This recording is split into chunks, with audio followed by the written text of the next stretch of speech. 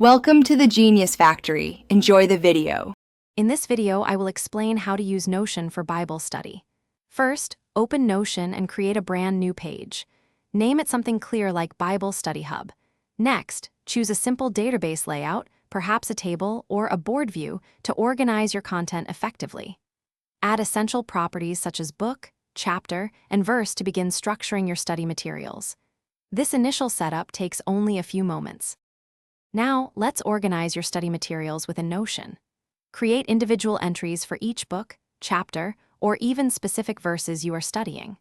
Utilize Notion's tag property to categorize entries by themes, topics, or your personal insights.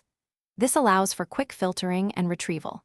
You can also easily link related passages or external study resources directly within your entries, creating a comprehensive and interconnected study environment.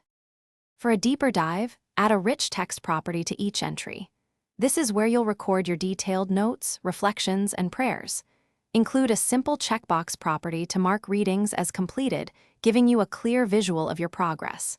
Furthermore, add a date property to track when you studied specific passages, helping you maintain consistency and review your journey over time.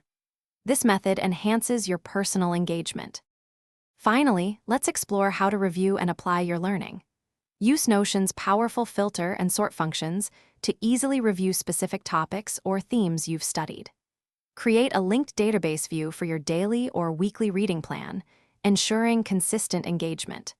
Most importantly, apply your insights by journaling within Notion or setting actionable items, transforming study into practical life application. This approach makes your Bible study truly impactful.